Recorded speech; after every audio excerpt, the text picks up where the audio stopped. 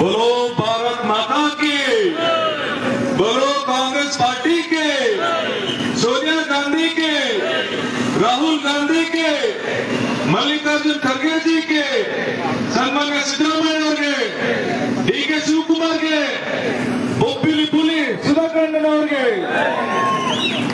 ಈಗ ಯಾರೋ ಕೂತ್ಕೊಂಡು ಕೇಳಿಸ್ಕೊಂಡೆ. ಸುಧಾಕರ್ ಅಂದ್ರೆ ಇಲ್ಲಿ ಭಾರಿ ಅಭಿಮಾನ, ಅವರ ಹೆಸರು ಕೇಳಿದ್ರೆ ಒಂಥರ ರೋಮಾಂಚನಗೊಳ್ತಾರೆ. ಸುಧಾಕರ್ ಅವರು ನಿಮ್ಗೆ ಏನ್ ಮಾಡಿದ್ದಾರೆ ಗೊತ್ತಿಲ್ಲ, ನನಗಂತೂ ಇವತ್ತು ದೇವ್ರ ತರ ಬಂದು ನನಗೆ ಎಂಪಿ ಟಿಕೆಟ್ ಅಂತ ಇಸ್ಕೊಂಡಿದ್ದಾರೆ.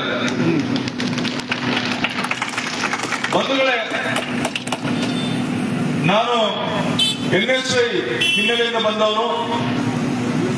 ಸಲೀಂ ಅಹಮದ್ ಅವರು ಅವ್ರ ಸಂಪರ್ಕಕ್ಕೆ ನಾನು ಬಂದಾಗ ನನ್ನ NSY ಸ್ಟೂಡೆಂಟ್ ಯೂನಿಯನ್ ಸೇರಿಸಿದ್ರು. ನನ್ನ ಆಡಳಿತದಲ್ಲಿ ನನ್ನನ್ನ ಸ್ಟೇಟ್ ಕಾಂಗ್ರೆಸ್ ಅಂದ್ರು. ಆಮೇಲೆ ಯುವಕರ ಕಣ್ಮಣಿ ನನ್ನ ಗುರುಗಳಾದ ಕೃಷ್ಣ ಬೈರೇಗೌಡರು ಅವ್ರು ಬಂದ ಮೇಲೆ ನನ್ನ ಪ್ರಧಾನ ಕಾರ್ಯದರ್ಶಿ ಮಾಡಿದ್ರು. ನಂತರ ಪರಮೇಶ್ವರ್ ಅವರ ಅಧ್ಯಕ್ಷತೆಯಲ್ಲಿ ನಾನು ಜನರಲ್ ಸೆಕ್ರೆಟರಿ KPCC ಆಗಿದ್ದೆ. ಈಗ ಡಿ.ಕೆ. ಶಿವಕುಮಾರ್ ಅವರು ಜಿಲ್ಲಾಧ್ಯಕ್ಷರು ಕೂಡ ಮಾಡಿದ್ರು. ಇಷ್ಟು ನನ್ನ ಹಿನ್ನೆಲೆ.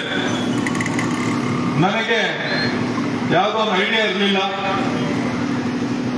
ಸಡನ್ ಆಗಿ ನನಗೆ ಒಂದು ಕರೆ ಬಂತು, ಏನಪ್ಪ MP ಎಲೆಕ್ಷನ್ ನಿಂತ್ಕೊಳ್ತೀವಿ ಅಂತ. ನನಗೆ ಏನ್ ಮಾಡೋದು ತೋಚಲಿಲ್ಲ. ಒಂದ್ ಕಡೆ ಆಸೆ ಇದೆ, ಹೌದು ನಾನು ಒಂದು MP ಆಗ್ಬೇಕು, ನೀವೇನು ಧೈರ್ಯ ಕೊಟ್ರೆ ನಾನು ಮಾಡ್ತೀನಿ ಅಂದ್ರೆ ಡಾಕ್ಟರ್ MC ಸುಧಾಕರ್ ಅಂತ ನಾಯಕರು ನೀನು ಬೆನ್ನಿಗೆ ನಿಂತ್ಕೊಳ್ತಾರೆ. ರಮೇಶ್ ಕುಮಾರ್ ಇದ್ದಾರೆ, ಮುನಿಯಪ್ಪ ಇದ್ದಾರೆ, ಎಲ್ಲರೂ ನಿಮಗೋಸ್ಕರ ಕೆಲಸ ಮಾಡ್ತಾರೆ. ಆದ್ರೆ ಧೈರ್ಯವಾಗಿ ಹೋಗು ಅಂತ ಹೇಳಿದ್ರು. ನಾನು ಇವತ್ತು ಲೋಕಸಭೆ ಅಭ್ಯರ್ಥಿಯಾಗಿ ನಿಮ್ಮ ಮುಂದೆ ಇದ್ದೆ. ಬಂಧುಗಳೇ, ಈ ದೇಶದಲ್ಲಿ ಕಳೆದ 10 ವರ್ಷಗಳಲ್ಲಿ ಏನೇನು ನಡೀತಾ ಇದೆ ಅಂತ ನೀವು ನೋಡಿದ್ದೀರಾ.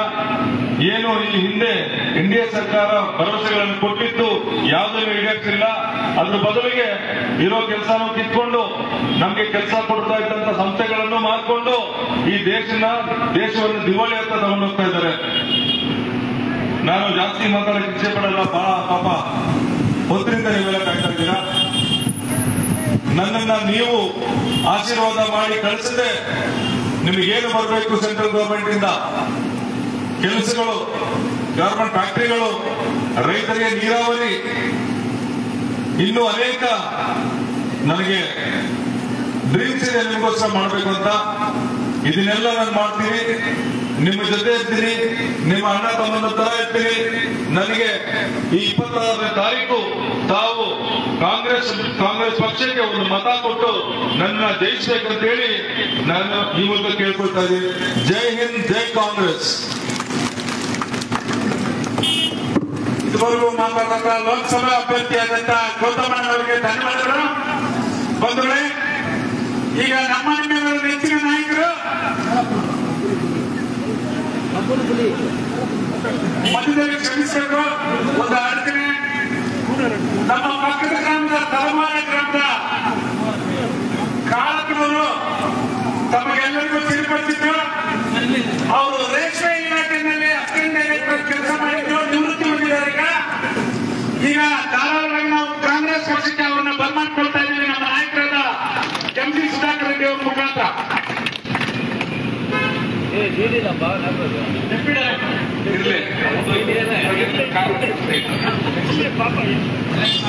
ಬಂಧುಗಳೇ, ಈಗ ನಮ್ಮ ಹೆಚ್ಚಿನ ನಾಯಕರು, ಅಭಿವೃದ್ಧಿಯ ಹರಿಕಾರರು, ಕರ್ನಾಟಕ ಸರ್ಕಾರದ ಉನ್ನತ ಶಿಕ್ಷಣ ಸಚಿವರಾದಂತಹ ಡಾಕ್ಟರ್ MC ಸುಧಾಕರ್ ರೆಡ್ಡಿ ಅವರು ನಮ್ಮ ನಿಮ್ಮೆಲ್ಲರನ್ನು ಕುರಿತ ಲೋಕಸಭಾ ಚುನಾವಣೆಯ ಪರವಾಗಿ 4 ಮಾತುಗಳನ್ನು ಆಡ್ತಾರೆ. ತಾವೆಲ್ಲರೂ ಆಲಿಸಬೇಕಂತ ತಮ್ಮಲ್ಲಿ ಸೌನೀಯ ಪ್ರಾರ್ಥನೆ. ಬಂದವರೆ, ಎಲ್ರಿಗೂ ನಮಸ್ಕಾರ. ಬೋಲೋ ಭಾರತ್ ಮಾತಾ ಕೆ, ಬೋಲೋ ಕಾಂಗ್ರೆಸ್ ಪಾರ್ಟಿ ಕೆ, ಬೋಲೋ ಮಲ್ಲಿಕಾರ್ಜುನ್ ಖರ್ಗೆ ಜಿ ಕೆ, ಬೋಲೋ ಸೋನಿಯಾ ಗಾಂಧಿ ಕೆ. बोलो राहुल गांधी के, बोलो सिद्धरामಯ್ಯ के, बोलो डी.के. ಶಿವಕುಮಾರ್ के, बोलो के.ವಿ. ಗೌತಮ್ के. ಬಂಧುಗಳೇ, ಇದೇ 26ನೇ ತಾರೀಕು ನಡೆಯಲಿರುವ ಕೋಲಾರ ಲೋಕಸಭಾ ಕ್ಷೇತ್ರದ ಸಾರ್ವತ್ರಿಕ ಚುನಾವಣೆ ಭಾರತೀಯ ರಾಷ್ಟ್ರೀಯ ಕಾಂಗ್ರೆಸ್ನ ಅಭ್ಯರ್ಥಿಯಾಗಿರ್ತಕ್ಕಂಥ ಯುವ ಸ್ನೇಹಿತರು ಆತ್ಮೀಯರಾಗಿರ್ತಕ್ಕಂಥ KV ಗೌತಮ್ ರವರೇ, ಈ ಒಂದು ವೇದಿಕೆಯಲ್ಲಿ ಉಪಸ್ಥಿತರಿರುವ ಕೈವಾರ ಹೋಬಳಿಯ ಬ್ಲಾಕ್ ಅಧ್ಯಕ್ಷರು ಮತ್ತು ಎಲ್ಲ ಈ ಒಂದು ಹೋಬಳಿಯ ಎಲ್ಲ ಗೌರವಾನ್ವಿತ ಎಲ್ಲ ಹಿರಿಯ ಮುಖಂಡರೇ, ವೇದಿಕೆ ಮುಂಭಾಗದಲ್ಲಿ ಉಪಸ್ಥಿತರಿರುವ ಎಲ್ಲ ವಿವಿಧ ಗ್ರಾಮ ಪಂಚಾಯಿತಿಯ ಅಧ್ಯಕ್ಷರು, ಸದಸ್ಯರು ಮತ್ತು ಎಲ್ಲ ಹಿರಿಯ ಮುಖಂಡರೇ ಮತ್ತು ತಾಯಂದಿರೇ, ಅಕ್ಕ ತಂಗಿಯರೇ, ಅಣ್ಣ ತಮ್ಮಂದಿರೇ ಮತ್ತು ಸ್ನೇಹಿತರೇ, ಮಾಧ್ಯಮ ಮಿತ್ರರೇ, ಈಗಾಗಲೇ ಸಮಯ ಬಹಳಷ್ಟಾಗಿದೆ. ನಿಮ್ಮ ಪರಿಸ್ಥಿತಿ ಏನೋ ಗೊತ್ತಿಲ್ಲ. ನಾವು ಸ್ವಲ್ಪ ಎತ್ತರದಲ್ಲಿ ಸ್ವಲ್ಪ ಗಾಳಿ ಬರ್ತಾ ಇದೆ. ನಿಮಗೆ ಬಹುಶಃ ಗಾಳಿ ಇದ್ದಂಗಿಲ್ಲ. ಆದ್ರೆ ಈ ವರ್ಷ ಬಹಳ ಭೀಕರವಾದಂತಹ ಬರಗಾಲಕ್ಕೆ ತುತ್ತಾಗಿ ಇವತ್ತು ನಾವ್ಯಾರು ಕಂಡಂಗದ ಒಂದು ಬಿಸಿಲಿನ ಬೇಗೆಗೆ ನಾವೆಲ್ಲ ತುತ್ತಾಗ್ತಾ ಇದ್ದೀವಿ. ಆದ್ರೂ ಪರಿಸ್ಥಿತಿ ಚುನಾವಣೆ ನಡೆಸಲೇಬೇಕು, ಚುನಾವಣೆಯಲ್ಲಿ ನಾವೆಲ್ಲರೂ ಭಾಗಿಯಾಗಲೇಬೇಕು. ಆದ್ರಿಂದ ದಯವಿಟ್ಟು ಇನ್ನು 15 ದಿವಸ ನಾವು ದಯವಿಟ್ಟು ಸಹಕರಿಸಿ ಬಿಸಿಲು ತಾಪವನ್ನ ನಾವು ಮೆಟ್ಟಿ ನಿಲ್ಬೇಕಾದಂಥದ್ದು ಅನಿವಾರ್ಯತೆ ಆಗಿದೆ ಅಂತಕ್ಕಂಥ ಮಾತನ್ನ ಹೇಳ್ತಾ ಇದ್ದೇನೆ. ಬಂಧುಗಳೇ, 10 ವರ್ಷಗಳ ಭಾರತೀಯ ಜನತಾ ಪಕ್ಷದ ಸರ್ಕಾರ ಕೇಂದ್ರದಲ್ಲಿ ಏನು ಭರವಸೆಗಳನ್ನ ಕೊಟ್ಟಿತ್ತು, ಆ ಭರವಸೆಗಳನ್ನ ಏನು ಈಡೇರಿಸಿದೆ ಅಂತಕ್ಕಂಥದ್ದು ತಮಗೆಲ್ಲರಿಗೂ ಗೊತ್ತಿರ್ತಕ್ಕಂಥ ವಿಚಾರ. ವರ್ಷಕ್ಕೆ 2 ಕೋಟಿ ಉದ್ಯೋಗ ಸೃಷ್ಟಿ ಮಾಡ್ತೀವಿ ಎಂದು ಪೆಟ್ರೋಲ್ ಡೀಸೆಲ್ ಬೆಲೆ ನಿಯಂತ್ರಣ ತಂದು ಕಮ್ಮಿ ಮಾಡ್ತೀವಿ. 71 ರೂಪಾಯಿ ಇದ್ದಿದ್ದ ಡೀಸೆಲ್ ಬೆಲೆಯನ್ನ 56 ರೂಪಾಯಿ ತರ್ತೀವಿ ಅಂತ ಹೇಳಿದ್ರು. ರೈತರ ಆದಾಯವನ್ನ ದುಪ್ಪಟ್ಟು ಮಾಡ್ತೀವಿ ಅಂತಕ್ಕಂಥ ಮಾತನ್ನ ಹೇಳಿದ್ರು. ಎಲ್ಲ ದೇಶದಲ್ಲಿರ್ತಕ್ಕಂಥ ನದಿಗಳ ಜೋಡಣೆ ಮಾಡ್ತೀವಿ ಅಂತಕ್ಕಂಥ ಮಾತನ್ನ ಹೇಳಿದ್ರು. ಈ ರೀತಿ ನಾನಾ ರೀತಿಯಾದಂತಹ ಭರವಸೆಗಳು. ಸ್ವಿಸ್ ಬ್ಯಾಂಕ್ನಲ್ಲಿ ಸುಮಾರು ಲಕ್ಷಾಂತರ ಕೋಟಿ ಹಣ ಇದೆ. ನಾವು ಅಧಿಕಾರಕ್ಕೆ ಬಂದ ಕೂಡಲೇ ಆ ಹಣವನ್ನು ತಂದು ಭಾರತದಲ್ಲಿ ಇರ್ತಕ್ಕಂಥ ಪ್ರತಿಯೊಬ್ಬ ಪ್ರಜೆಯ ಅಕೌಂಟ್ಗೆ 15 ಲಕ್ಷಗಳನ್ನ ಕೊಡ್ತೀವಿ ಅಂತಕ್ಕಂಥ ರೀತಿಯಲ್ಲಿ ಭರವಸೆಯನ್ನ ಕೊಟ್ಟಿದ್ರು. ಆದ್ರೆ ಒಂದು ಈ 10 ವರ್ಷದಲ್ಲಿ ನಾವು ಗಮನಿಸಿರ್ತಕ್ಕಂಥದ್ದು ಒಂದೇ, ಅದಾನಿ ಅವರು, ಅಂಬಾನಿ ಅವರ ಆಸ್ತಿ ಇವತ್ತು 5 ಪಟ್ಟು 10 ಪಟ್ಟು ಅವರ ಆಸ್ತಿಗಳು ಜಾಸ್ತಿ ಆಗುವಂತದ್ದಕ್ಕೆ, ಅವರ ಆದಾಯ ಜಾಸ್ತಿ ಆಗುವಂತದ್ದಕ್ಕೆ ಕೇಂದ್ರದಲ್ಲಿರ್ತಕ್ಕಂಥ ಸರ್ಕಾರ ಸಹಕಾರವನ್ನು ಕೊಟ್ಟಿದೆ.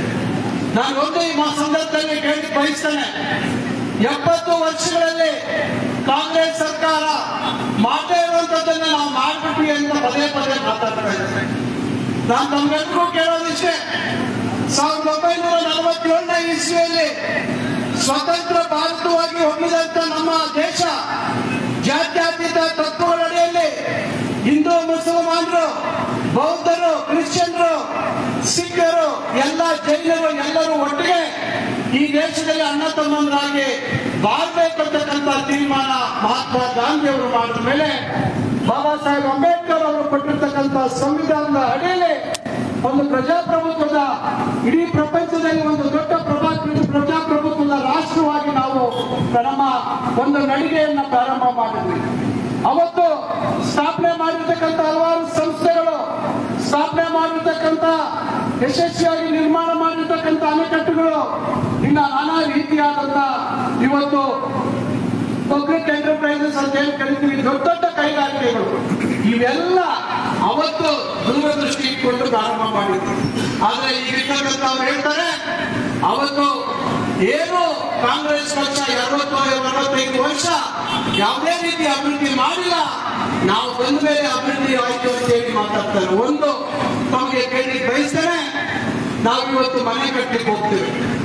ನಾವು ಮನೆ ಕಟ್ಟುವಂತ ಸಂದರ್ಭದಲ್ಲಿ ನಾವು ಏನು ಬುನಾದಿಯನ್ನು ಹಾಕ್ತೀವಿ, ಅಡಿಪಾಯವನ್ನು ಹಾಕ್ತೀವಿ, ನಾವು ಮೊದಲೇ ತೀರ್ಮಾನ ಮಾಡ್ತೀವಿ. ಅಡಿಪಾಯ ಹಾಕುವಂತ ಸಂದರ್ಭದಲ್ಲಿ ಈ ಮನೆ 2 ಅಂತಸ್ತು ಮನೆ ಕಟ್ತೀವ, 3 ಅಂತಸ್ತು ಮನೆ ಕಟ್ತೀವ, ಇಲ್ಲ 15-20 ಅಂತಸ್ತು ಅಪಾರ್ಟ್ಮೆಂಟ್ ಕಟ್ತೀವಿ ಅಂತಕ್ಕಂಥ ತೀರ್ಮಾನ ನಾವು ಮುಂಚಿತವಾಗಿ ಬುನಾದಿ ಹಾಕ್ತಕ್ಕಂಥ ಸಂದರ್ಭದಲ್ಲಿ ನಾವು ತೀರ್ಮಾನ ಮಾಡ್ತಿದ್ವಿ. ಇವತ್ತು ದೇಶ ಪ್ರಗತಿ ಸಾಧಿಸಿದೆ, 10 ವರ್ಷದಲ್ಲೇ ಸಾಧಿಸಿದೆ ಅಂತ ಹೇಳ್ತಾರಲ್ಲ, ಈ ದೇಶ ಇವತ್ತು ಪ್ರಗತಿಯನ್ನ ಸಾಧಿಸಲಿಕ್ಕೆ ಒಂದು ಭದ್ರವಾದಂತ ಬುನಾದಿ ಹಾಕಿಕೊಂಡಿರ್ತಕ್ಕಂಥದ್ದು ಕಾಂಗ್ರೆಸ್ ಅಲ್ಲ ಅಂತಕ್ಕಂಥ ಮಾತನ್ನ ಈ ಸಂದರ್ಭದಲ್ಲಿ ನಾವು ಹೇಳಲಿಕ್ಕೆ ಬಯಸ್ತೇವೆ. ಕಾಂಗ್ರೆಸ್ ಪಕ್ಷದ ದೂರದೃಷ್ಟಿ ಇಟ್ಕೊಂಡು ಒಂದು ಭದ್ರವಾದ ಬುನಾದಿಯನ್ನು ಹಾಕಿದ ಪರಿಣಾಮ ಇವತ್ತು ಕೆಲವು ಯೋಜನೆಗಳನ್ನ ಬಿಜೆಪಿಯವರು ತರಲಿಕ್ಕೆ ಸಾಧ್ಯ ಆಯಿತು. ಆದ್ರೆ ಅದನ್ನೆಲ್ಲ ಮರೆಮಾಚಿ ಎಲ್ಲ ನಮ್ಮಿಂದಾನೇ ಆಯ್ತು ಅಂತಕ್ಕಂಥ ಮಾತನ್ನ ಮಾತಾಡ್ತಾರಲ್ಲ, ಇದು ಎಷ್ಟು ಮಟ್ಟಿಗೆ ಸರಿ ಅಂತಕ್ಕಂಥದ್ದನ್ನ ನಾವು ಯೋಚನೆ ಮಾಡಬೇಕು. ಕಳೆದ 5 ವರ್ಷಗಳ ಬಗ್ಗೆ ನಾನು ಹೇಳಲಿಕ್ಕೆ ಬಯಸ್ತೇನೆ. ಸುಮಾರು 4 ವರ್ಷ ಪದೇ ಡಬಲ್ ಇಂಜಿನ್ ಸರ್ಕಾರ. ಡಬಲ್ ಇಂಜಿನ್ ಅಂದ್ರೆ ಇಲ್ಲಿ ರಾಜ್ಯ ಸರ್ಕಾರ ಬಿಜೆಪಿ, ಕೇಂದ್ರದಲ್ಲಿ ಬಿಜೆಪಿ ಬಹಳ ದೊಡ್ಡ ಮಟ್ಟದಲ್ಲಿ ಅಭಿವೃದ್ಧಿ ಮಾಡ್ತೀವಿ ಅಂದ್ರೆ ಏನಾಯ್ತು? 2023 ಚುನಾವಣೆಯಲ್ಲಿ ಡಬಲ್ ಇಂಜಿನ್ ಸರ್ಕಾರ, ಒಂದು ಇಂಜಿನ್ ಕಿತ್ತೋಯ್ತು ಜನ ದೊಡ್ಡ ಮಟ್ಟದಲ್ಲಿ ಬಿಜೆಪಿಯನ್ನ ತಿರಸ್ಕಾರ ಮಾಡ್ತು. ರಾಜ್ಯದಲ್ಲಿ ಕಾಂಗ್ರೆಸ್ ಪಕ್ಷದ ಮೇಲೆ ಒಂದು ದೊಡ್ಡ ವಿಶ್ವಾಸವನ್ನ ಇಟ್ಕೊಂಡು ಕಾಂಗ್ರೆಸ್ ಪಕ್ಷಕ್ಕೆ ದೊಡ್ಡ ಮಟ್ಟದಲ್ಲಿ ಬಹುಮತವನ್ನ ಕೊಟ್ಟಿದೆ. ಈಗ ಮಾತಾಡ್ತಾ ಇದ್ದಾರೆ ಅವರು, ಮುಂದೆ ಲೋಕಸಭೆ ಚುನಾವಣೆ ಆದ್ಮೇಲೆ ಈ ಸರ್ಕಾರವನ್ನ ಬೀಳಿಸ್ಬಿಡ್ತೀವಿ. ಕಾರಣ ಇಷ್ಟೇ, ಏನು ನಾವು 5 ಗ್ಯಾರಂಟಿಗಳನ್ನ ಕೊಟ್ಟಿದ್ವಿ ಚುನಾವಣೆ ಮುಂಚೆ. ತಾವೆಲ್ಲರೂ ಮನೆಗೆ ಹೋಗಿ ಸನ್ಮಾನ್ಯ ಸಿದ್ದರಾಮಯ್ಯ ಅವರು, DK ಶಿವಕುಮಾರ್ ಅವರು ಸಹಿ ಮಾಡಿರ್ತಕ್ಕಂಥ ಒಂದು ಚಕ್ರ ಮಾದರಿಯಲ್ಲಿ ಆ ಗ್ಯಾರಂಟಿಗಳ ಕಾರ್ಡ್ ಅನ್ನು ತಾವು ವಿತರಣೆ ಮಾಡಿದ್ರೆ, ಆ ಕಾರ್ಡ್ ಅಲ್ಲಿ ಇದ್ದಂತ 5 ಗ್ಯಾರಂಟಿಗಳನ್ನ ನಾವು 8 ತಿಂಗಳ ಒಳಗಾಗಿ ಅದನ್ನ ಅನುಷ್ಠಾನ ಮಾಡಿರ್ತಕ್ಕಂಥದ್ದು ತಮಗೆ ಗೊತ್ತಿದೆ. ಇವತ್ತು ಪ್ರತಿಯೊಬ್ಬರಿಗೂ ಯಾವುದೇ ಜಾತಿ, ಧರ್ಮ, ಯಾವುದೇ ಪಕ್ಷ, ಇದು ಯಾವುದು ಭೇದ ಇದ್ರೆ ಇವತ್ತು ಆ ಯೋಜನೆಗಳನ್ನ ಜಾರಿ ಮಾಡಿದ ಕೆಲಸ ಆಗಿದೆ. ಇದು ಯಾವುದು ಜಾರಿ ಮಾಡ್ಲಿಕ್ಕೆ ಸಾಧ್ಯ ಇಲ್ಲ. ಇದು ಖಂಡಿತ ಇದು ಜನರನ್ನ ಸುಳ್ಳು ಹೇಳಿ ಮತವನ್ನು ಪಡಿತಕ್ಕಂಥ ಉದ್ದೇಶ ಅಂತಕ್ಕಂಥ ಮಾತುಗಳನ್ನ ಹೇಳಿದ್ರು ಚುನಾವಣೆ ಪೂರ್ವದಲ್ಲಿ.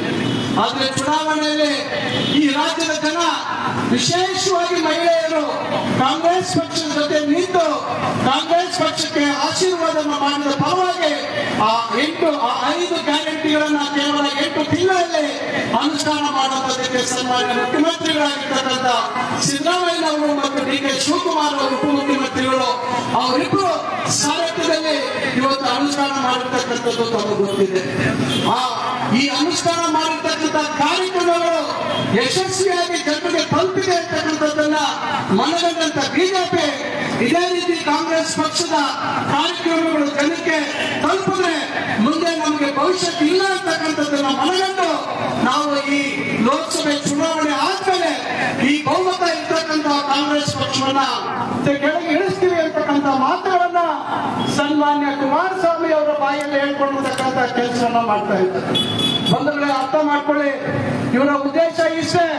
ತಾವಂತೂ ಒಳ್ಳೆ ಕೆಲಸ ಮಾಡೋದಿಲ್ಲ, ಒಳ್ಳೆ ಕೆಲಸ ಮಾಡೋಂಥವ್ರಿಗೂ ಸಹಕಾರ ಕೊಡಬೇಕಂತ ರೀತಿಯಲ್ಲಿ ಮಾತಾಡ್ತಾರೆ.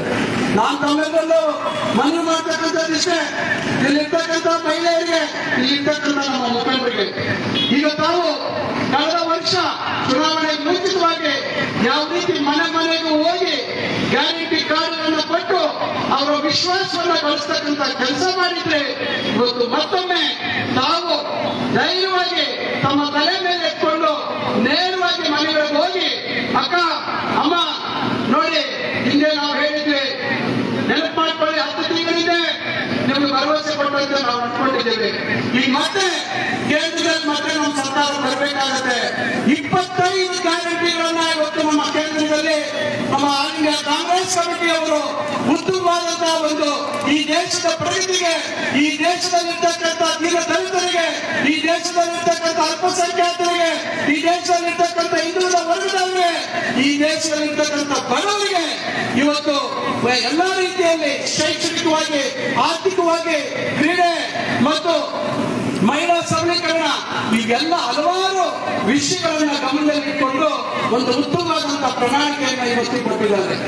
ಇದು ಹೇಗೆ ಸಾಧ್ಯ ಅಂದ್ರೆ, ನಾವು ನಮ್ಮ ಕರ್ನಾಟಕದಲ್ಲಿ 28 ಸ್ಥಾನಗಳಲ್ಲಿ ಅತಿ ಹೆಚ್ಚು ಸ್ಥಾನಗಳನ್ನ ಗಳಿಸಿಕೊಟ್ರೆ ಖಂಡಿತ ಕೇಂದ್ರದಲ್ಲಿ ಮತ್ತೆ ಕಾಂಗ್ರೆಸ್ ಮತ್ತು ಮಿತ್ರ ಪಕ್ಷಗಳ ಸರ್ಕಾರ ಸ್ಥಾಪನೆ ಆಗಲಿಕ್ಕೆ ಸಾಧ್ಯ ಆಗುತ್ತೆ.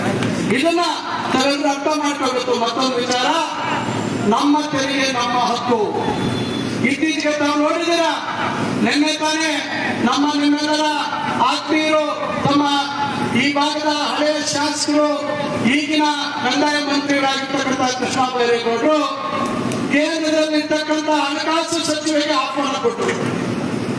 ಬನ್ನಿ, ಏನು ನಿಮ್ಮಿಂದ ಅನ್ಯಾಯ ಆಗಿದೆ ನಮ್ಮ ರಾಜ್ಯಕ್ಕೆ ಅಂತಕ್ಕಂಥದ್ದನ್ನ ಚರ್ಚೆ ಮಾಡೋಣ, ಮುಖಾಮುಖಿ ನೇರಾನೇರಿ ಚರ್ಚೆ ಮಾಡೋಣ ಅಂತ ಅವ್ರಿಗೆ ಆಹ್ವಾನ ಕೊಟ್ಟರು.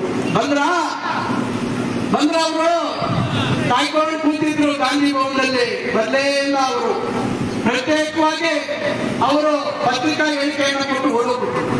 ಅಂದ್ರೆ ಅವರಿಗೆ ಚರ್ಚೆಯಲ್ಲಿ ಭಾಗವಹಿಸಿದ್ರೆ ಅವರ ವೈಫಲ್ಯಗಳು, ಅವರು ಮಾಡಿರ್ತಕ್ಕಂಥ ದ್ರೋಹ ಕರ್ನಾಟಕದ ಜನತೆಗೆ ಅದು ಬಹಿರಂಗವಾಗ್ತದೆ ಅಂತಕ್ಕಂಥದ್ದನ್ನ ಮನಗಂಡು ಅವರು ಪಲಾಯನ ಮಾಡಿರ್ತಕ್ಕಂಥದ್ದು. ಇವತ್ತು 4.5 ಲಕ್ಷ ಕೋಟಿ GST ಮುಖಾಂತರ ಇವತ್ತು ನಮ್ಮ ರಾಜ್ಯದಿಂದ ಕೇಂದ್ರಕ್ಕೆ ಹೋಗ್ತಾ ಇದೆ.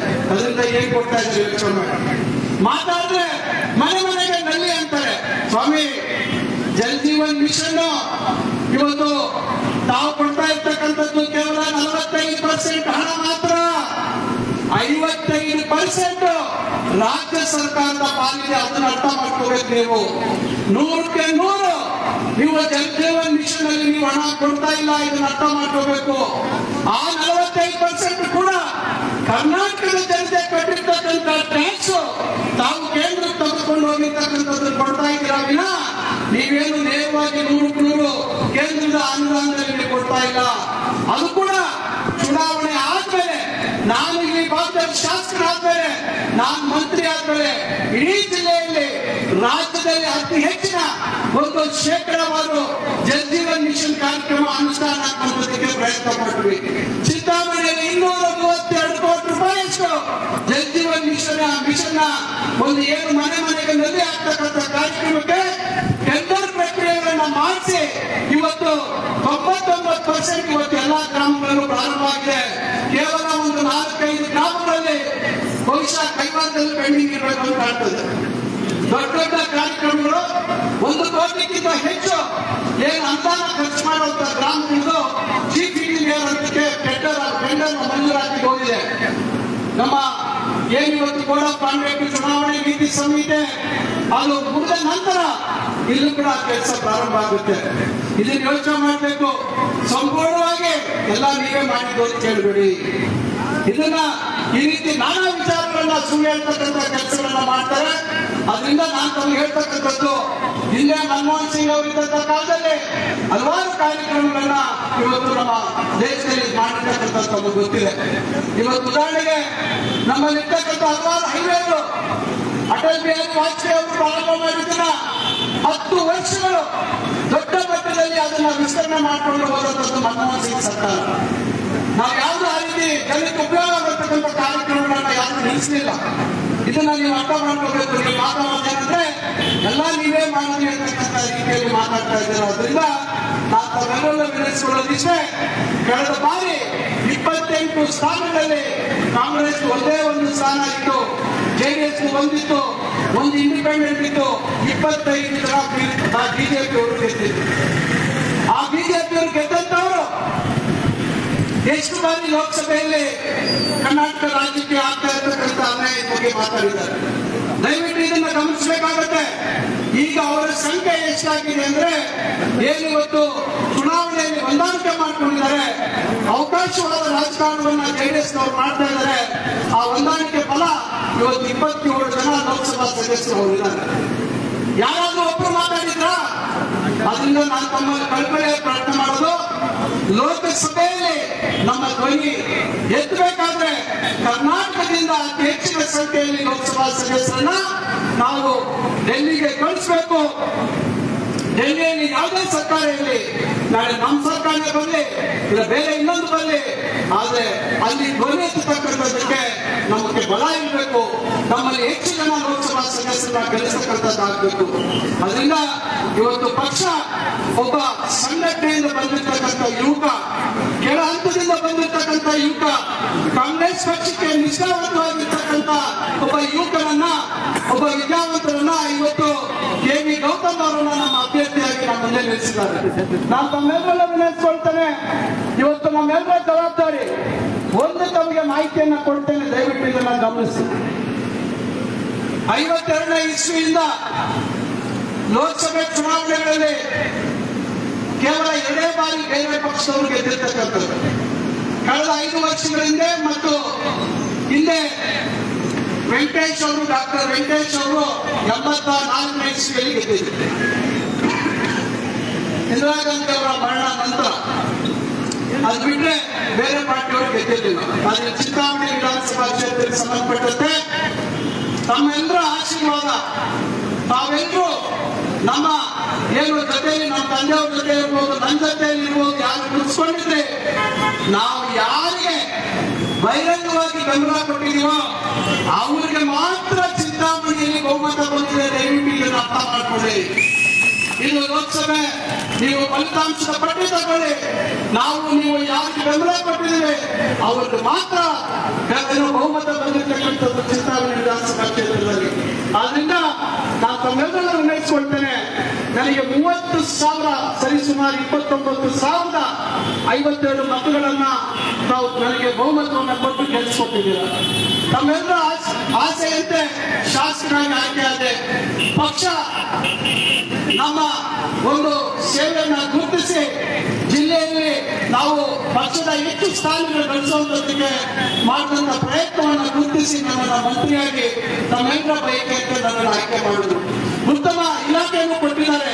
ನಿಮ್ಮೆಲ್ಲ ನಂಬಿಕೆ ವಿಶ್ವಾಸ ಉಳಿಸಿಕೊಳ್ತಕ್ಕಂಥ ನಿಟ್ಟಿನಲ್ಲಿ ಆ ಇಲಾಖೆಯನ್ನು ಕೂಡ ಬಹಳ ಜವಾಬ್ದಾರಿಯುತವಾಗಿ ನಡೆಸಿಕೊಂಡು ಬರ್ತಾ ಇದ್ದೇನೆ. ನಾನು ಈ ಸಂದರ್ಭದಲ್ಲಿ ಹೇಳೋದಿಷ್ಟೇ, ಇವೆಲ್ಲವನ್ನ ಗಮನದಲ್ಲಿ ಇಟ್ಕೊಂಡು ಇವತ್ತು ನಮ್ಮ ಅಭ್ಯರ್ಥಿ ಇವತ್ತು ನಮ್ಮನ್ನ ನಂಬಿ ಒಬ್ಬ ಯುವಕ ಬಂದಿದ್ದಾನೆ. ಇಡೀ ಕೋಲಾರ ಲೋಕಸಭಾ ಕ್ಷೇತ್ರ ನಾವು ಇವತ್ತು ಹೆಚ್ಚಿನ ಮತಗಳನ್ನು ಕೊಟ್ಟು ನಮ್ಮ ಗೌತಮ್ ಅವರನ್ನ ಲೋಕಸಭೆ ಕಳಿಸ್ಕೊಳ್ತಕ್ಕಂಥ ಕೆಲಸ ನೀವು ಮಾಡಬೇಕು ಅಂತಕ್ಕಂಥ ಮನವಿಯನ್ನು ನಾನು ಈ ಸಂದರ್ಭದಲ್ಲಿ ಮಾಡ್ತಾ ಇದ್ದೇನೆ. ಇನ್ನ ಸ್ಥಳೀಯವಾಗಿ ವಿಚಾರಕ್ಕೆ ಬಂದ್ರೆ ನಮಗೆ ಗೊತ್ತಿದೆ, ಹೊಸಕೋಟೆಯಿಂದ ಚಿಂತಾಮಣಿಯ ರಸ್ತೆ ಯಾವ ರೀತಿ ಇತ್ತು. ಈಗ ಅದಕ್ಕೆ ಒಂದು ಹಂತದಲ್ಲಿ ಇವತ್ತು ಅದನ್ನ ಅವತ್ತ ಹಳೆಯ ಎಸ್ಟಿಮೇಟ್ ಇದ್ರು ಕೂಡ ಅದನ್ನ ಎಷ್ಟು ಸಾಧ್ಯ ಆಗುತ್ತೆ ಅಷ್ಟು ಇವತ್ತು ಒಳ್ಳೆಯ ರಸ್ತೆಯನ್ನು ಮಾಡುವಂತ ಒಂದು ಪ್ರಯತ್ನ ಆಗಿದೆ. ಮುಂದಿನ ದಿನಗಳಲ್ಲಿ ಇದನ್ನ ನ್ಯಾಷನಲ್ ಹೈವೇ ಮಾಡಬೇಕಂತಕ್ಕಂಥದ್ದು ನಮ್ಮ ಉದ್ದೇಶ. ಅದನ್ನು ಕೂಡ ಇವತ್ತು ಪ್ರಯತ್ನವನ್ನು ನಾವು ಮಾಡ್ತಾ ಇದ್ದೇವೆ. ಕೈವಾರ ಕ್ರಾಸ್ ಇಂದ ಕನಂಪಲ್ಲಿವರೆಗೂ ಕೈಲಾಸಗಿರಿ ರಸ್ತೆ ಅದನ್ನ ಮೈಲಾಪುರದ ಮುಖಾಂತರ ಹೋಗುವಂತದಕ್ಕೆ ಏನು ಇದೇ ಮಂಜೂರಾಗಿತ್ತು, ನಿರ್ಮಿತಿ ಬಿದ್ದಿತ್ತು, ಅದನ್ನ ವಿನ್ಯಾಸ ನಾವು ಎಸ್ಟಿಮೇಟ್ ಮಾಡಿಸಿ ಏನು ಇದೆ ಸರಿಯಾದ ರೀತಿ ಎಸ್ಟಿಮೇಟ್ ಮಾಡಿರಲಿಲ್ಲ ಅದನ್ನೆಲ್ಲ ಬದಲಾಯಿಸಿ ಆ ಕೆಲಸವನ್ನು ನಾವು ಮತ್ತೆ ಪ್ರಾರಂಭ ಮಾಡಿದ್ದೀವಿ. ಈ ರೀತಿ ಒಂದೊಂದು ಹೋಬಳಿಗೆ ಸುಮಾರು 25 ಕೋಟಿ ಅನುದಾನ ಕೊಟ್ಟಿದ್ದೀವಿ. ಅಂದ್ರೆ ತಾಲೂಕಿಗೆ ಕೊಟ್ಟರು ನಾನು ಅದನ್ನ ಎಲ್ಲ ಗ್ರಾಮೀಣ ಪ್ರದೇಶ ರಸ್ತೆಗಳು ಹಾಕಬೇಕು ಅಂತ ಹೇಳಿ ಒಂದೊಂದು ಹೋಬಳಿಗೆ 5 ಕೋಟಿ ಅಂತ ಹೇಳಿ ನಾವು ಕೊಟ್ಟಿದ್ದೀವಿ. ಈಗ ಉದಾಹರಣೆಗೆ ಕೈವಾರ ಹೋಬಳಿಯಲ್ಲಿ ನಾವು ನಮ್ಮ ನಾಯಕನಹಳ್ಳಿ ಕ್ರಾಸ್ ಅಂದ್ರೆ ನಾಯಕನಹಳ್ಳಿ ನಮ್ಮ ಇದಕ್ಕೆ ಚಿಕ್ಕಂಡಿಗೆ ಹೋಗೋ ರಸ್ತೆ, ಆ ರಸ್ತೆ ತೀರಾ ಹಾಳಾಗಿತ್ತು. ಆ ರಸ್ತೆಗೆ ಸುಮಾರು 3 ಕೋಟಿ ಚಿಲ್ಲರೆ ಹಾಕಿದ್ದೀವಿ. ಮತ್ತೆ ಮುದ್ದಹಳ್ಳಿಯಿಂದ ಹಿಡಿದು ಕೃಷ್ಣಾಪುರಕ್ಕೆ ಆದ್ರೆ ಬಹಳಷ್ಟು ನಮಗೆ ರಸ್ತೆಗಳು ಹಾಳಾಗಿದ್ದಾವೆ. ಉದಾಹರಣೆಗೆ ಹೊಸಳ್ಳಿಯಿಂದ ನಮ್ಮ ಸುಬ್ರಾಯಪೇಟೆ ಮುಖಾಂತರ ನಮ್ಮ ಇದಕ್ಕೆ ವಿರೂಪಾಕ್ಷಪುರಕ್ಕೆ ಹೋಗುವಂತ ರಸ್ತೆ ತೀರಾ ಹಾಳಾಗಿದೆ. ಮತ್ತೊಂದು ರಸ್ತೆ ಗೋವಿಂದಪ್ಪನವರು ಸತ್ತಕಲ್ಯಾಣಿ ಭಾಗದ ರೈತರು ಆ ಕಡೆ ಒಂದು ರಸ್ತೆ ಕಟ್ತಾ ಇದ್ದಾರೆ. ಇನ್ನ ಈ ಕಡೆ ಗುಲ್ಗಂನಹಳ್ಳಿ ಹೋಗುವಂತ ರಸ್ತೆ ಇವೆಲ್ಲ ಅಟ್ಟೂರವರೆಗೂ ಈ ರೀತಿ ಇನ್ನ ಹಲವಾರು ರಸ್ತೆಗಳು 10 ವರ್ಷದಲ್ಲಿ ಏನು ನಿರ್ಲಕ್ಷ್ಯ ಆಗಿತ್ತು. ಈಗ ಒಂದೇ ಸತಿ ನನ್ನ ಮೇಲೆ ಮಾಡುವಂತ ಒತ್ತಡ ಬರ್ತಾ ಇದೆ. ಈಗಾಗಲೇ ಇಷ್ಟು ನಾವು ಇನ್ನ ಬಹಳಷ್ಟು ರಸ್ತೆಗಳು ಗಮನದಲ್ಲಿದೆ. ಖಂಡಿತ ಇದನ್ನ ನಾವು 5 ವರ್ಷಗಳ ಒಳಗಾಗಿ ಆದ್ಯತೆ ಮೇರೆಗೆ ಯಾವ ಒತ್ತಡ ಯಾವ ಹೆಚ್ಚು ಜನರಿಗೆ ಉಪಯೋಗ ಆಗುತ್ತೆ ಅದನ್ನೆಲ್ಲ ಆದಷ್ಟು ಬೇಗ ನಾವು ಈ ಹೋಬಳಿಯಲ್ಲಿ ಇರ್ತಕ್ಕಂಥ ರಸ್ತೆಗಳು ಸರಿಪಡಿಸತಕ್ಕಂಥ ಜವಾಬ್ದಾರಿ ನನ್ನ ಮೇಲಿದೆ. ಇನ್ನ ಕೆಲವು ಬೇಡಿಕೆಗಳಿದ್ದಾವೆ. ಮೊನ್ನೆ ನಮ್ಮ ಕೆಲವು ಮುಖಂಡರು ಕೈವಾರದಿಂದ ಬಂದಿದ್ದು ಇಲ್ಲಿ ಸ್ಮಶಾನದ ಹತ್ರ ಸಿಮೆಂಟ್ ರಸ್ತೆ ಬೇಕು ಅಂತಕ್ಕಂಥ ಮಾತನ್ನು ಕೇಳಿದ್ರು. ನಾನು ಹೇಳಿದೆ ಆಯ್ತು ನೋಡೋಣ ಮಾಡ್ಕೊಳ್ಳೋಣ ಮುಂದೆ. ಈಗ ಸದ್ಯಕ್ಕೆ ಸ್ವಲ್ಪ ಪರಿಸ್ಥಿತಿಗಳು ಅಷ್ಟು ಅನುಕೂಲವಾಗಿಲ್ಲ. ನಮ್ಮ ಆದ್ಯತೆಗಳು ಇವತ್ತು ಗ್ರಾಮೀಣ ರಸ್ತೆಗಳು ಹೆಚ್ಚು ಜನ ಓಡಾಡುವ ರಸ್ತೆಗಳ ಕಡೆ ಗಮನ ಇದೆ. ಮುಂದಿನ ದಿನಗಳಲ್ಲಿ ಅದನ್ನೇ ಮಾಡಿಸೋಣ ಅಂತಕ್ಕಂಥ ಮಾತನ್ನು ಹೇಳಿದೆ. ನಾನು ತಮ್ಮೆಲ್ಲರನ್ನು ನೆನೆಸ್ಕೊಳ್ಳೋದಿಷ್ಟೇ, ದಯವಿಟ್ಟು ಸ್ವಲ್ಪ ತಾಳ್ಮೆಯಿಂದ ಇರಿ. ನಿಮ್ಮೆಲ್ಲರಿಗಿಂತ ಹೆಚ್ಚಾಗಿ ನಮಗೆ ಅದ್ರ ಕಡೆ ಗಮನ ಇದೆ. ಅವೆಲ್ಲವನ್ನು ಮಾಡಿಸ್ಕೊಡ್ತಕ್ಕಂಥ ಜವಾಬ್ದಾರಿ ನನಗಿದೆ. ನಾನು ಸುಮ್ಮನೆ ಉಡಾಫೆ ಮಾತು ಹೇಳ್ಬಿಟ್ಟು ಹೋಗುವಂತವರೆಲ್ಲ. ಏನು ಮಾತಾಡ್ತೀನಿ ಆ ಮಾತನ್ನ ಮಾಡತಕ್ಕಂಥದಕ್ಕೆ ಎಲ್ಲ ರೀತಿ ಪ್ರಯತ್ನಗಳನ್ನು ನಾನು ಮಾಡ್ತೇನೆ. ಅದರಿಂದ ದಯವಿಟ್ಟು ಸ್ವಲ್ಪ 10 ವರ್ಷದ್ದು ಒಂದೇ ವರ್ಷದಲ್ಲಿ ನಾನು ಮಾಡ್ಬೇಕಂದ್ರೆ ಕಷ್ಟ ಆಗುತ್ತೆ. ಸ್ವಲ್ಪ ನನಗೂ ಅವಕಾಶ ಕೊಡಿ. ಒಂದು ವ್ಯವಸ್ಥಿತವಾಗಿ ಬೇರೆ ಯಾರು ಮಾಡಿದಷ್ಟು ಹೆಚ್ಚು ಕೆಲಸವನ್ನು ನಾನು ಮಾಡುವಂತ ಶಕ್ತಿ ನನಗಿದೆ. ಆ ಧೈರ್ಯ ನಾನು ಕೊಟ್ಟಿದ್ದೀನ. ಖಂಡಿತ ಅದನ್ನು ಮಾಡಿಕೊಡ್ತಕ್ಕಂಥ ಕೆಲಸವನ್ನು ನಾನು ಮಾಡ್ತೇನೆ. ಮತ್ತೊಂದು, ಚುನಾವಣೆ ಸಂದರ್ಭದಲ್ಲಿ ಉದ್ಯೋಗಗಳನ್ನ ಕಲ್ಪಿಸ್ಕೊಳ್ಬೇಕು ಅಂತಕ್ಕಂಥ ನಿಟ್ಟಿನಲ್ಲಿ ನಾವು ಮಾತಾಡಿದ್ವಿ. ನಾವು ಯಾರು ನಿರೀಕ್ಷೆ ಮಾಡಲಿಲ್ಲ. ಈ ರೀತಿ ತೊಂದರೆ ಸಿಕ್ಕಾಕೊಂಡಿದ್ದೀವಿ ನಾವು ಕೈಗಾರಿಕೆಗಳ ವಿಚಾರದಲ್ಲಿ ಅಂತ ಹೇಳಿ. ಆಶ್ಚರ್ಯ ಆಗುತ್ತೆ ನನಗೆ. ಒಂದು ರೀತಿ ಬಹಳ ನೋವಾಯಿತು. ಮಲ್ಕಾಪುರದ ಸರ್ವೆ ನಂಬರ್ 40 ಅದನ್ನ ಭೂಸ್ವಾಧೀನ ಮಾಡಿಕೊಂಡು ರೈತರಿಗೆ ಪರಿಹಾರ ಕೊಟ್ಟು ಕೈಗಾರಿಕೆಗಳಿಗೆ ಸಾಧ್ಯ ಮಾಡುವಂತದಕ್ಕೆ ಲೇಔಟ್ ಅನ್ನು ವಿನಿಮಯ ಮಾಡಿ ಕೈಗಾರಿಕೆಗಳ ಹತ್ರ ದುಡ್ಡು ತಗೊಂಡಿದೆ ಸರ್ಕಾರ.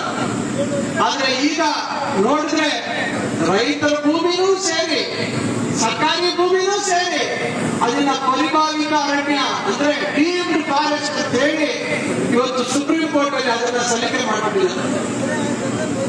ನೋಡಿ, ಈಗ ದುಡ್ಡು ಆಯ್ತು ಸರ್ಕಾರದ್ದು, ಅದನ್ನ ಅರಣ್ಯ ಇಲಾಖೆ ಈಗ ಕೈಗಾರಿಕೆಗಳವರು ದುಡ್ಡು ಕೊಟ್ಬಿಟ್ಟವ್ರು ಸರ್ಕಾರಕ್ಕೆ. ಈ ರೀತಿ ಪರಿಸ್ಥಿತಿ. ಇದೇ ರೀತಿ ನಮ್ಮ ಅಲ್ಲಿ ಕನ್ಸ್ಟ್ರಕ್ಟಲ್ಲಿ ಸೋಮ್ಯ 275 ಎಕರೆ ಜಾಗ ನಾನು 2010 ಗುರುತಿದ್ದೆ ಕೈಗಾರಿಕೆಗಳು ಮಾಡಬೇಕು ಅಂತ ಹೇಳಿ. 10 ವರ್ಷಗಳ ಬೇಜವಾಬ್ದಾರಿ ಆಡಳಿತದ ಪರಿಣಾಮ ಯಾವ ಕೈಗಾರಿಕೆಗಳು ಮೇಲೆ ಹೇಳ್ತಾ ಇದ್ದ ಪರಿಣಾಮ ಅಧಿಕಾರಿಗಳು ಬೇಜವಾಬ್ದಾರಿಯಿಂದ ಇವತ್ತು ಅವೆಲ್ಲ ಫಾರೆಸ್ಟ್ ಆಗಿದೆ. ಈಗ ಅದ್ರ ಮೇಲೆ ದೊಡ್ಡದಾಗಿ ನಾನು ಹೋರಾಟ ನಡೀತಾ ಇದೆ. ಈಗಾಗಲೇ ಸರ್ಕಾರದಲ್ಲಿ ಆದೇಶ ಮಾಡಿಸಿದ್ದೀವಿ. ಇವೆಲ್ಲ ಆದೇಶ ಮಾಡಿಸಿ ರೀಸರ್ವೆ ಮಾಡಿಸಿ ಇವೆಲ್ಲವನ್ನ ನಾವು ಮತ್ತೆ ಸುಪ್ರೀಂ ಕೋರ್ಟ್ಗೆ ಹೋಗ್ಬೇಕು ಅಂತಕ್ಕಂಥ ದೃಷ್ಟಿಯಲ್ಲಿ ಈ ಪ್ರಯತ್ನಗಳನ್ನ ಮಾಡ್ತಾ ಇದ್ದೀವಿ. ಆದ್ರೂ ಈಗ ನಮ್ಮ ಕನ್ಸ್ಟ್ರಕ್ಟಲ್ಲಿ ಸೋಮ್ಯಾಜಳ್ಳಿ ಹತ್ರ ನಾವು ಸುಮಾರೀಗ 563 ಎಕರೆ ಮತ್ತೆ ಗುರುತಿಸಿದ್ವಿ. ಆದ್ರೆ 423 ಎಕರೆ ಸರ್ಕಾರಿ ಜಾಗ, 144 ಎಕರೆ ರೈತರ ಜಾಗ. ಅಲ್ಲೇ ಹೆಚ್ಚುವರಿಯಾಗಿ ಈಗ ಕೈಗಾರಿಕೆಗಳನ್ನ ಮಾಡೋದಕ್ಕೆ ಚುನಾವಣೆ ಪ್ರಕ್ರಿಯೆ ಮುಗಿದ ಮೇಲೆ ಅದನ್ನ ಹೆಚ್ಚು ಅದಕ್ಕೆ ವೇಗವನ್ನು ಕೊಡುವಂತ ಕೆಲಸ ಮಾಡ್ತೀವಿ. ಮತ್ತೆನಲ್ಲಿ ಹತ್ರ ಕೂಡ ಅಷ್ಟೇ ನಮ್ಮ ಮುಖಂಡರು ಕೆಲವು ಸಲಹೆಗಳನ್ನ ಕೊಟ್ಟಿದ್ದಾರೆ. ಸ್ವಲ್ಪ ಜಾಗವನ್ನ ಬೇರೆ ಗುರುತಿಸಿದೀವಿ, ಅದನ್ನ ನೀವು ಕೈಗಾರಿಕೆ ಮಾಡಬಹುದಂತಕ್ಕಂಥ ಮಾತನ್ನ ಹೇಳಿದ್ದಾರೆ. ಖಂಡಿತ ಆ ರೈತರೆಲ್ಲರ ಒಂದು ಅಭಿಪ್ರಾಯವನ್ನು ಪಡ್ಕೊಂಡು ಮತ್ತೆ ಅಲ್ಲಿ ಹೆಚ್ಚುವರಿ ಜಾಗವನ್ನು ಗುರುತಿಸಿ ಏನು ಈ ಗ್ರೀನ್ ಫಾರೆಸ್ಟ್ ಅಲ್ಲಿ ಸಿಕ್ಕಾಕೊಂಡು ಕಷ್ಟ ಸಿಕ್ಕಿದ್ದೀವಿ ಅದರಿಂದ ಹೊರಗೆ ಬರುವಂತ ಕೆಲಸ ಮಾಡಿ ಆದಷ್ಟು ಬೇಗ ಇಲ್ಲಿ ಕೈಗಾರಿಕೆಗಳು ತಲೆ ಎತ್ತಬೇಕು ಅಂತಕ್ಕಂಥ ಒಂದು ಪ್ರಯತ್ನ ನಾವು ಮಾಡ್ತಾ ಇದ್ದೀವಿ. ಅದರಿಂದ ಇನ್ನು ಹಲವಾರು ವಿಷಯಗಳ ಬಗ್ಗೆ ಈ ಭಾಗದಲ್ಲಿ ಅಭಿವೃದ್ಧಿಯನ್ನು ಮಾಡಬೇಕು ಅಂತಕ್ಕಂಥ ದೃಷ್ಟಿಯಲ್ಲಿ ನಾವು ನಿರಂತರವಾಗಿ ಕೆಲಸ ಮಾಡ್ತಾ ಇದ್ದೀವಿ. ಇಡೀ ತಾಲೂಕಿನಲ್ಲಿ ಬಹಳಷ್ಟು ಬದಲಾವಣೆಗಳನ್ನು ತರ್ತಕ್ಕಂಥ ಕೆಲಸ ಮಾಡ್ತಾ ಇದ್ದೀವಿ.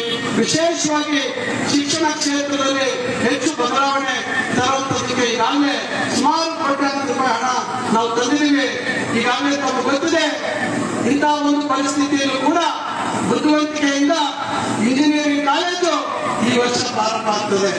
ನಮ್ಮ ಪಾಲಿಟೆಕ್ನಿಕ್ ನಲ್ಲಿ ಈ ವರ್ಷ ಇಂಜಿನಿಯರಿಂಗ್ ಕಾಲೇಜು ಚಿಂತಾಮಣಿ ಪ್ರಾರಂಭ ಆಗುತ್ತೆ.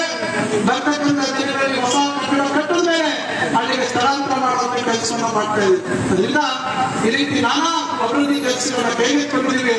ಇವೆಲ್ಲ ಮತ್ತಷ್ಟು ದುಪ್ಪಟ್ಟು ಇನ್ನಷ್ಟು ಜಾಸ್ತಿ ಆಗ್ಬೇಕಾದ್ರೆ ಈ ಒಂದು ಚುನಾವಣೆಯಲ್ಲಿ ಏನು ನಮಗೆ 97,000 ಮತ ಬಂದಿತ್ತು ಅದನ್ನ 1,20,000 ತಾವು ಕಳ್ಕೊಂಡು ಹೋಗ್ಬೇಕು. ಆ ನಿಟ್ಟಿನಲ್ಲಿ ತಾವೆಲ್ಲರೂ ನನ್ನ ಚುನಾವಣೆಯಲ್ಲಿ ಯಾವ ರೀತಿ ಒಂದು ಗಂಭೀರವಾಗಿ ಪರಿಗಣಿಸಿ ಮನೆಗೆ ಒಂದು ಓಟ್ ಕೇಳಿದ್ರೆ ಇವತ್ತು ನಾವು ಮಹಿಳೆಯರು ನಾನು ಹೇಳ್ತೀನಿ ಕೇಳಿ ನೀವು ಹೋಗಿ ನಾವು ಇಂಥ ಪಕ್ಷ ಅಂತ ಹೇಳಿದ್ರೆ ನಿಮ್ಗೆ ಸಿಗ್ತಕ್ಕಂಥ ಗೌರವ ಎಷ್ಟು ಅಂತಕ್ಕಂಥದ್ದು ನಿಮ್ಗೆ ಅರ್ಥ ಆಗುತ್ತೆ. ದಯವಿಟ್ಟು ನಾವು ಮನೆಗೆ ಹೋಗಿ ಇರ್ತಕ್ಕಂಥ 14-15 ದಿವಸಗಳು ಮಧ್ಯದಲ್ಲಿ ಹಬ್ಬಗಳು ಬರ್ತವೆ, ಹಬ್ಬ ಬರ್ತದೆ, ಹಿಂದೂಗಳು ಮುಸಲ್ಮಾನರು ಈ ಹಬ್ಬಗಳನ್ನ ಒಗ್ಗೂಡಿಸಿ ಉಳಿದಂತ ದಿನದಲ್ಲಿ ನಾವು ಹೆಚ್ಚಾಗಿ ಹೋಗಿ ಅಲ್ಲಿ ಜನರ ವಿಶ್ವಾಸವನ್ನು ಗಳಿಸ್ತಕ್ಕಂಥ ಕೆಲಸ ಮಾಡಿದ್ರೆ ಖಂಡಿತ 1,20,000 ಮತಗಳು ನಮ್ಮ ಕ್ಷೇತ್ರದಲ್ಲಿ ಬರುವುದಕ್ಕೆ ಯಾವುದೇ ಸಂಶಯ ಇಲ್ಲ.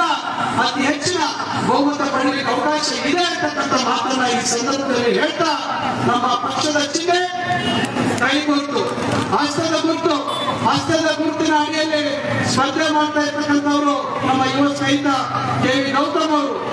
ಗೌತಮ್ ಅವರಿಗೆ ಅತಿ ಹೆಚ್ಚಿನ ಬಹುಮತವನ್ನು ಕೊಟ್ಟು ತಮ್ಮ ಲೋಕಸಭಾ ಸದಸ್ಯರನ್ನಾಗಿ ಆಯ್ಕೆ ಮಾಡಿಕೊಳ್ತಕ್ಕಂಥದ್ದಕ್ಕೆ ನಾವೆಲ್ಲರೂ ಸಹಕಾರ ನೀಡಬೇಕು ಅಂತಕ್ಕಂಥ ಮಾತನ್ನ ಈ ಸಂದರ್ಭದಲ್ಲಿ ಹೇಳ್ತಾ, ಮುಂದೆ ಇನ್ನು ಕೆಲವು ದಿನಗಳಲ್ಲಿ ಪ್ರತಿ ಪಂಚಾಯಿತಿಗೂ ನಮ್ಮ ಮುಖಂಡರು ಮತ್ತು ನಮ್ಮ ಅಣ್ಣನವರಾದಂತಹ ಬಾಲಾಜಿ ಅವರು ಪ್ರತಿ ಪಂಚಾಯಿತಿಗೂ ಬರ್ತಾರೆ.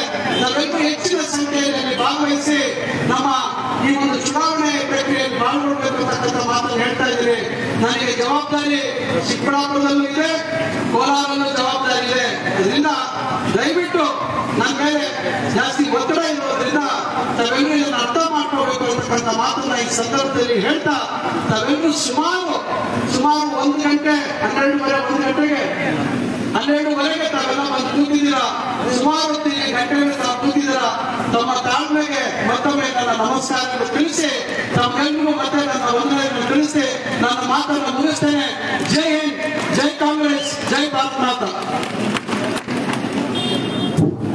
ಇಷ್ಟೊತ್ತು ನಿಮ್ಮನ್ನು ಕುರಿತು ಮಾತನಾಡಿದಂತ